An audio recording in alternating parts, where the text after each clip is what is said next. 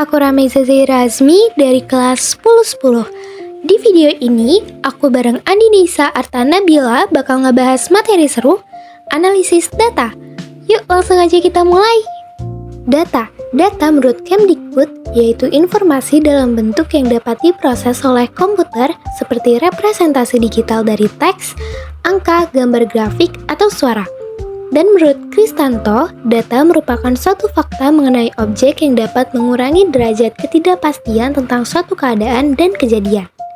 Jadi dapat disimpulkan bahwa data adalah informasi mengenai sesuatu tentang keadaan ataupun kejadian yang terjadi sesuai fakta dengan apa yang terjadi. Selanjutnya, analisis data.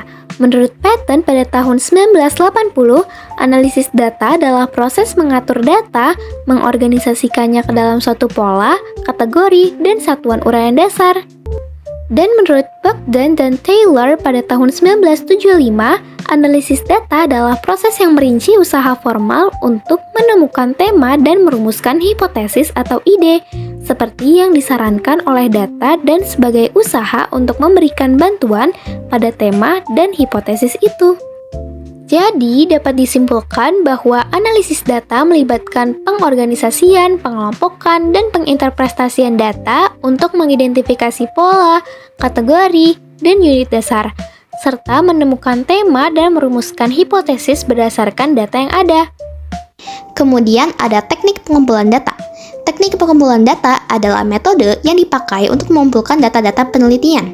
Teknik pengumpulan data dibagi menjadi 3. Yang pertama adalah angket atau kuesioner. Angket adalah memberikan pernyataan ataupun pertanyaan kepada responden atau orang yang menjadi target kita untuk mengumpulkan data untuk diambil jawabannya. Yang kedua ada observasi. Observasi adalah melakukan pengamatan secara langsung ke objek yang ingin diteliti. Yang ketiga ada wawancara. Wawancara adalah mengajukan pertanyaan langsung kepada narasumber. Tujuan dari teknik pengumpulan data adalah demi mendapatkan data yang valid sehingga hasil dan kesimpulan penelitian tidak akan diragukan kebenarannya. Karena tadi sudah dijelaskan, sekarang ayo kita coba. Pertama-tama kita cari Google Colab di Google Chrome, kemudian kita pilih yang paling atas. Setelah itu akan muncul tampilan seperti ini dan pilih New Notebook.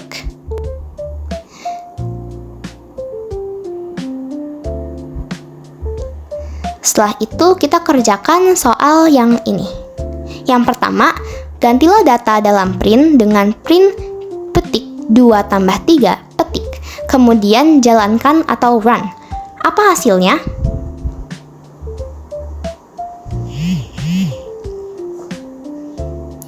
Hasilnya adalah 2 tambah 3. Sekarang kita lanjut ke soal yang kedua. Kemudian ganti kembali data dalam print dengan print 2 tambah 3. Apa hasilnya? Hasilnya adalah 5. Yang terakhir, ganti kembali data dalam print dengan print petik 2 petik tambah petik 3 petik. Apa hasilnya? Hasilnya adalah 23. Nah, apa sih makna dari penggunaan tanda petik tersebut? Berikut adalah penjelasannya. Soal pertama, petik 2 tambah 3 petik. Hasilnya yaitu 2 tambah 3. Karena 2 ditambah 3 ditulis biasa sebagai sebuah teks dalam tanda petik atau string. Jadi tidak ada bilangan dan tidak ada operasi penjumlahan. Soal yang kedua, 2 tambah 3. Hasilnya yaitu 5. Hal ini dikarenakan 2 dan 3 tanpa tanda petik itu jika diterjemahkan berarti sebagai bilangan. Begitu juga tanda plusnya, sehingga perintah ini mencetak hasil dari penjumlahan bilangan 2 dan 3. Soal yang ketiga, petik 2 petik tambah petik 3 petik. Hasilnya yaitu 23. Karena jika diterjemahkan bilangan 2 dan 3 dengan tanda petik berarti teks atau string. Ini berarti kedua teks cukup dijajarkan untuk mendapat jawaban yang tepat. Nah, kesimpulan yang bisa kita ambil adalah yang pertama, data adalah informasi mengenai sesuatu baik keadaan maupun kejadian yang dapat diproses oleh komputer dalam berbagai bentuk seperti teks, angka, gambar, grafik, atau suara.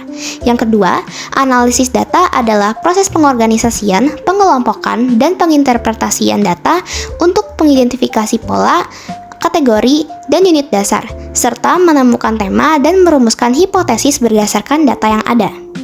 Kemudian yang ketiga, teknik pengumpulan data adalah proses sistematis dalam mengumpulkan data untuk analisis yang dapat dilakukan melalui angket atau kuesioner, observasi langsung, atau wawancara dengan narasumber.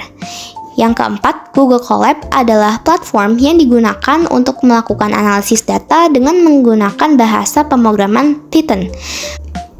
Untuk menggunakannya, diperlukan ruang penyimpanan yang cukup dan dapat diakses melalui browser seperti Google Chrome.